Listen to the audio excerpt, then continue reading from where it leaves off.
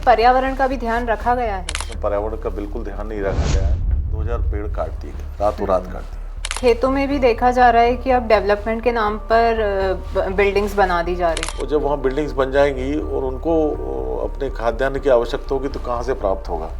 भोपाल में जिसका नाम दिया गया था 90 डिग्री पुल, पर उसको बनाने वक्त भी वहाँ के राजनेताओं ने कहा कि नहीं आप तो बनाइए। यहाँ पर जो माफिया है या राजनीतिक लोग हैं, ये लोग मिलके ऐसा माफिया पैदा करते हैं जो इस प्रकार का कार्य करते हैं। सालों में भोपाल में क्या क्या बदलाव देखे हैं आपने?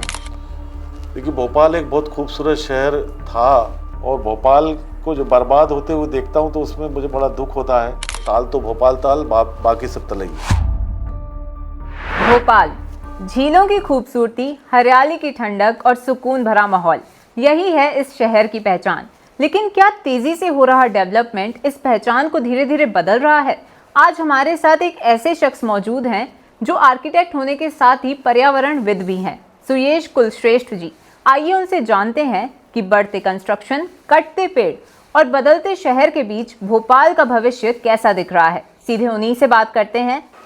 नमस्कार सर, पीपल्स अपडेट में आपका बहुत बहुत स्वागत है।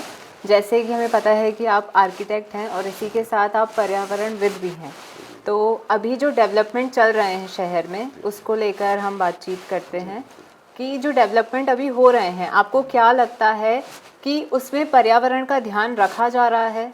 जो भी डिज़ाइंस अभी आ रही हैं, जिस पर भी अभी काम चल रहा है, क्या उसमें पर्यावरण का भी ध्यान रखा गया है? मुझे बड़े दुख के साथ ये कहना पड़ रहा है कि इसमें पर्यावरण का बिल्कुल ध्यान नहीं रखा गया है।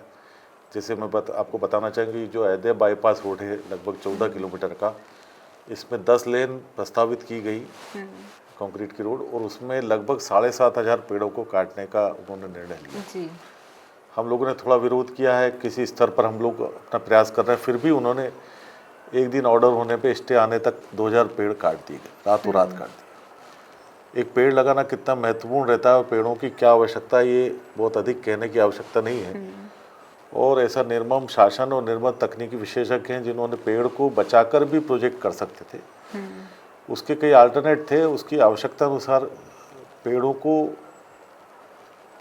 के बीच में से रोड जा सकती थी या कुछ और उसका अल्टरनेट देखा जाए, ऐसा कुछ नहीं किया। उसकी वजह से जो भोपाल वासी, उनको आगे आने वाले दिनों में स्वास्थ्य की जो परेशानी होगी वो भोगना पड़ेगी। तो जब ये मास्टर प्लान बनते हैं तब उसका कोई एनालिसिस नहीं करता है एग्जीक्यूशन से पहले?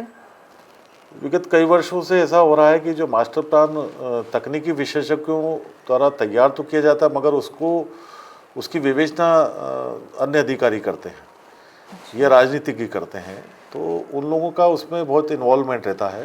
वो उनके हिसाब से वो मास्टर प्लान चाहते हैं, इस वजह से उसमें गलतियां होती हैं, इस वजह से उसमें पर्यावरण का ध्यान नहीं रखा जाता, क्योंकि उनकी पहचान वालों की ज़मीनों के प्रति उनका इंटरेस्ट रहता है। वो चाहते हैं उनके सामने रोड निकले, उनके सामने तालाब हो, तो इसका खामियाजा यहाँ की जनता को भुगतना पड़ता है।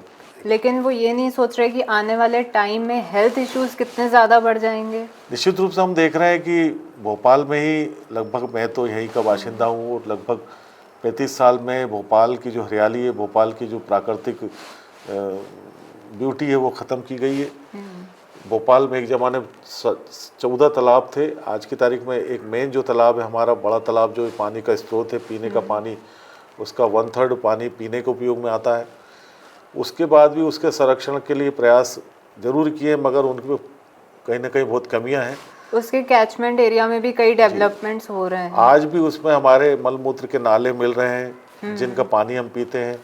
आज भी उसमें लोगों ने कैचमेंट एरिया में मकान बनाए हुए हैं। आज भी वहाँ पे मैरिज गार्डन है, आज भी वहाँ पे रोड बना चुके हैं, आज भी वहाँ पे गाड़ियाँ चल रही हैं, आज भी वहाँ वर्कशॉप्स हैं, आज भी वहाँ पे डीजल बहता है, आज भी वहाँ ऑयल बहता है। तो उस पर रोक शासन को लगाना चाहिए। निश्चित रूप से जब उसमें मना है किसी प्रकार के निर्माण की, तो जो फुल टैंक लेवल होता है तालाब का 1666 फीट होता है, उससे उसके मुनारे फिक्स की गई हैं। उसके मुनारों से 50 मीटर दूर तक नो कंस्ट्रक्शन होने और कुछ भी अलाउड नहीं है।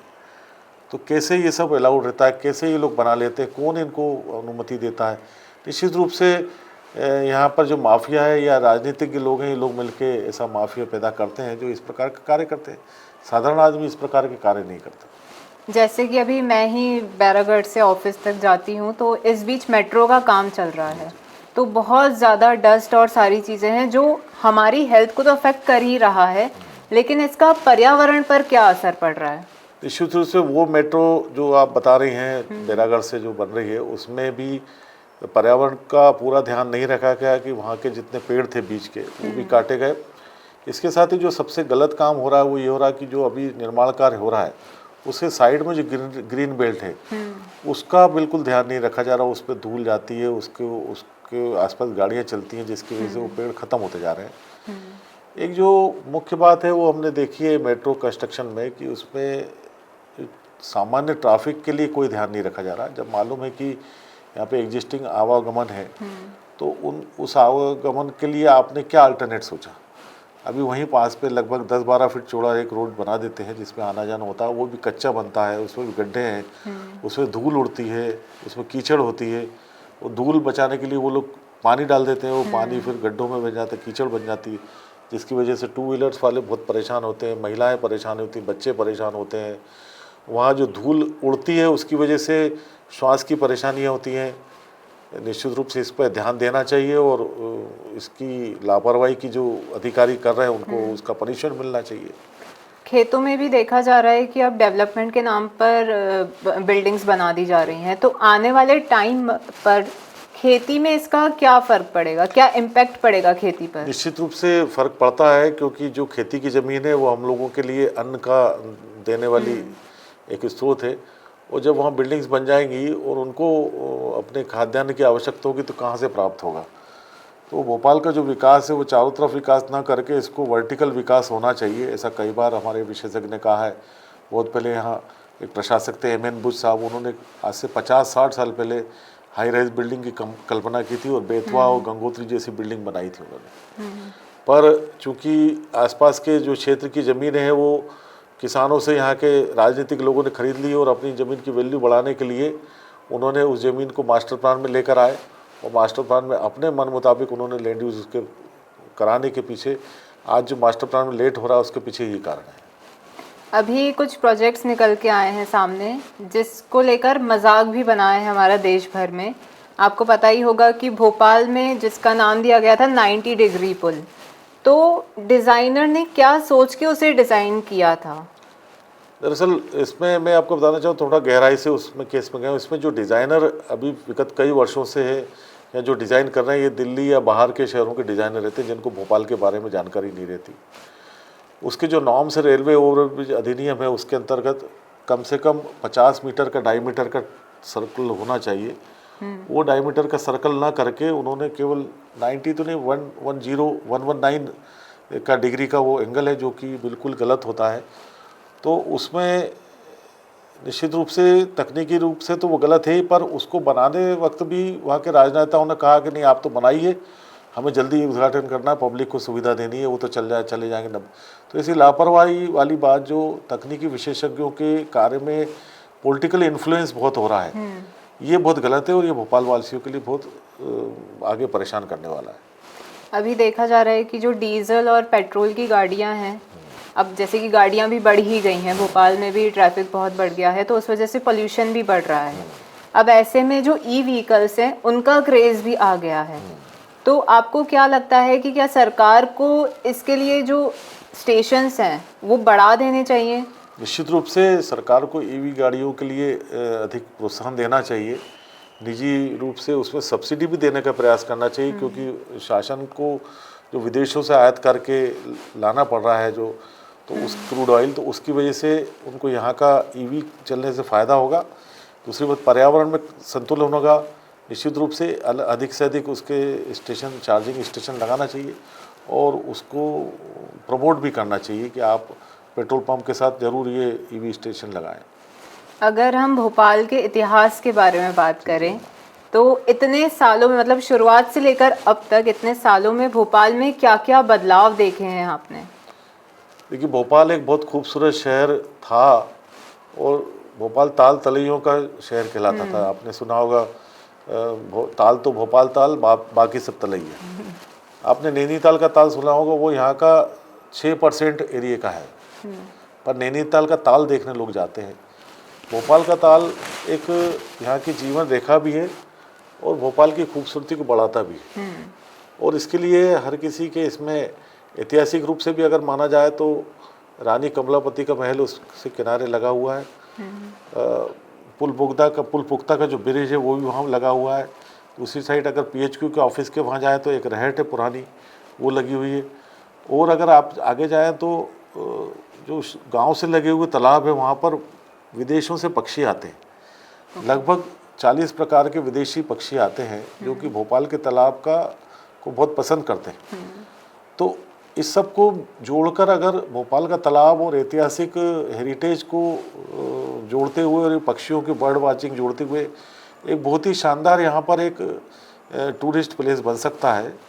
उसकी तरफ अभी शासन की निगाह नहीं जाती है, तो इस प्रकार का प्रोग्राम करने की आवश्यकता है, कार्यक्रम तैयार करने की आवश्यकता है। और हमने तो भोपाल में 14 तालाब देखे हैं और भोपाल में इतनी घनी बस्ती थी कि हम लोग मार्च अप्रैल के दिनों तक में रजाई ओढ़ते थे। तो हरियाली खुशहाली को यहाँ के विकास ने ख़त्म कर दिया है। और यहाँ के विकास योजनाएं बनाने वालों की तो इसलिए गलती है क्योंकि लगभग 20 साल से भोपाल की विकास योजना नहीं उपलब्ध हो पा रही। जब आपके पास कोई योजना नहीं तो आप निर्माण क्या करोगे? सही बात है। तो यहाँ के जो राजनीतिक कर्ता धर्ता उन लोगों ने अपने हिसाब से विकास कार्य किया, अपने हिसाब से निर्माण कार्य किया है। तो एक समग्र विकास जो होना चाहिए वैसा नहीं हो पाया। इसके साथ मैं एक बात बताना चाहता हूँ कि भोपाल में लगभग 16 प्रदेश स्तरीय और राष्ट्रीय स्तरीय और लोकल स्तरीय विकास एजेंसियाँ होती हैं। इन विकास एजेंसियों का आपस में कोई तालमेल नहीं है। कभी सेंट्रल गवर्नमेंट का BSNL डिपार्टमेंट अपनी केबल डाल देता है, उसके लिए खुदाई करता है, फिर उसके बाद अपना स्टेट गवर्नमेंट की सीवेज लाइन खोद देते हैं। कभी नगर पालिका जाती है उस वाटर लाइन खोद देती है, कभी कोई आके रोड डाल देता है, कभी PWD। तो इन विभागों का समन्वय बहुत आवश्यक है। सही बात है। तो एक राजधानी विकास प्राधिकरण बनना चाहिए जो कि इन सब विभागों को एक साथ जोड़ के काम करे। और आगामी भोपाल का भविष्य बहुत अच्छा है। अगर हम 2047 की विकास योजना के बारे में सोचें तो भोपाल एक बहुआयामी महानगर बनने वाला है। एजुकेशन के बारे में देखिए, यूनिवर्सिटीज़ हैं, हॉस्पिटल के बारे में एम्स हैं, और भी कई क्षेत्र में बहुत आगे तक जाने की और भोपाल है। मगर जब तक सही विकास योजना नहीं होगा तो हम लोग किसी भी स्तर पर अपने आप को योग्य नहीं मान पाएंगे। सही बात है। जैसे आपने विदेशी पक्षियों की बात की, तो अभी देखा गया है कि पक्षी बहुत ही कम दिखने लगे हैं क्योंकि टेक्नोलॉजी जो आ रही है, अब 4G आया, फिर 5G आया, अब बात हो रही है 6G आने की। तो उसकी वजह से जो पक्षी हैं वो दिखना बंद हो गए हैं। तो उसका किस तरीके से फ़र्क पड़ रहा है? निश्चित रूप से जो विकिरण किरणें हैं जो टावर से निकलती हैं उसको सामान्य मनुष्य पे भी यह प्रयोग किया गया तो उससे स्वास्थ्य पे असर होता है। तो पक्षी तो और निरीह हैं, उनको तो उन तरंगों का तुरंत असर पड़ता है। तो उसी वजह से यहाँ पर जो प्रजाति के अलग अलग प्रजाति के विदेशी प्रजाति के जो खूबसूरत पक्षी आते थे उनकी संख्या कम हो रही है और धीरे धीरे कम होती जाएंगी अगर हम लोग लापरवाह रहे तो। भोपाल को सिटी ऑफ लेक्स कहा जाता है, ग्रीन सिटी भी कहा जाता है, लेकिन जो डेवलपमेंट हो रहा है उससे आपको क्या लगता है कि आने वाले टाइम में वो आइडेंटिटी मिट जाएगी? बिल्कुल मिट क्या जाएगी, मिट चुकी है। अगर आप भोपाल का साउथ इंडियन, नॉर्थ इंडियन जहाँ पर स्मार्ट सिटी बनाई जा रही है, अगर आपने 25 साल पहले देखा हो तो एक बहुत अच्छा एक रिसोर्ट या हिल स्टेशन टाइप का रखता है। मैं खुद वहाँ रहा हूँ। एक एक घर में कम से कम 20-20 पेड़ होते थे। हम लोगों ने उस घरों में आम के पेड़, जामुन के पेड़, नीम के पेड़ लगाए हैं और लगे थे उनका खूब अमरूद के पेड़, इमली के पेड़ हम लोगों ने उसका टेस्ट किया है। तो स्मार्ट सिटी की योजना बनी, उसमें मल्टी स्टोरी बिल्डिंग्स बनाने की योजना की गई। बड़े बड़े प्लॉट्स काट के बड़े बड़े लोगों को उसमें हाई राइज बिल्डिंग बनाने को दिए गए, जिसकी वजह से वो सब पेड़ काट दिए गए। जबकि वो एक बहुत अच्छा एक हिल स्टेशन बन सकता था, एक मेजर हाउसिंग प्रोजेक्ट बन सकता था। और उसके एवज में जो पेड़ काट दिए गए उनके एवज में आप सोच नहीं सकते कि जो हमारे घर जो सनातन धर्म में पूज्य पेड़ हैं, आंवला है, नीम है, पीपल है, बड़ है, बरगद है, इनकी जगह वहाँ पे पाम के पेड़ लगा दिए जो न छाया देते, न फल देते, न फूल देते, कुछ काम करते। सही बात है। तो इन लोगों ने एक तरह से भोपाल के साथ मैं कहूँ कि अन्याय किया है। भोपाल को इन्होंने धोखा किया है और भोपाल को बर्बाद करने में इन लोगों ने पूरी ताकत लगाई है। तो आपके क्या सजेशंस हैं, या मैं यूँ कहूँ कि मैसेज है लोगों के लिए, सरकार के लिए, ताकि हमारा जो भोपाल है अब जितना बचा है कम से कम उतना बच जाए। देखिए भोपाल में सबसे मेजर जो कमी है वो मैं मानता हूँ कि भोपाल में पब्लिक अवेयर बिल्कुल नहीं है। पब्लिक को अपने घर के पास में अगर कुछ गलत हो रहा है तो उसको रोकना चाहिए या रोकने के लिए सक्षम अधिकारी के पास जाना चाहिए। हमारा खुद का ये अनुभव है कि हमने कुछ भी थोड़े प्रयास किए तो उसका असर हुआ है। जैसे मैं आपको बताऊं कि ये 29,000 पेड़ों की बहुत बड़ी योजना थी काटने की, शिवाजी नगर योजना। लगभग 270 एकड़ में वो योजना बनी थी MLA MP के हाउसेज बनने के लिए, और हम लोगों ने 1 महीने आंदोलन किया। और पहली बार ऐसा हुआ कि हम जब विधायक जी के पास पहुंचे, हमने ये बात रखी, तो 24 घंटे के अंदर माननीय मुख्यमंत्री जी श्री डॉक्टर मोहन यादव जी ने उसको 24 घंटे के अंदर वो आदेश वापस लिया। तो निश्चित रूप से यहाँ की जो जनता है, क्योंकि भुगतना जनता को है, और अधिकारी आएंगे काम करके चले जाएंगे, इंजीनियर आएंगे काम करके चले जाएंगे। आप रहोगे, आपके बच्चे रहेंगे, आपके माता पिता रहेंगे, तो दोषी आप हो आज की तारीख। अगर कुछ गलत हो रहा तो उसमें किसी को दोष नहीं दे सकते। आप दोषी हो, आप उसको रोकिए। अगर गलत हो रहा हर स्तर पे रोकिए। आप उसको सक्षम मंच पर जाकर बात कहिए, अधिकारी से मिलिए, मंत्री से मिलिए, प्राइम मिनिस्टर से मिलिए। तो ये करते नहीं लोग बात। वो सोचते हैं कि भगत सिंह पैदा हो तो पड़ोस में पैदा हो, ये परेशानी। सही बात है। मैं भोपाल का ही बाशिंदा हूँ, भोपाल को बहुत प्यार करता हूँ, भोपाल की गली गली घुमा हूँ, भोपाल की संस्कृति और यहाँ की गंगा जमुनी संस्कृति को प्यार करता हूँ। और भोपाल को जो बर्बाद होते हुए देखता हूँ तो उसमें मुझे बड़ा दुख होता है। भोपाल को भोपाल ही रहने दीजिए। भोपाल को शानदार ताल तलैयों और पेड़ और हरियाली और खुशहाली की शहर रहने दीजिए। यही हम आपसे सब गुजारिश है। और आप कोई भी गलत होता है आप तुरंत आवाज़ उठाइए। आप एक आवाज़ उठाएंगे, आपके साथ 10 लोग साथ में आएंगे। ये जानकारी देने के लिए आपका बहुत बहुत धन्यवाद सर।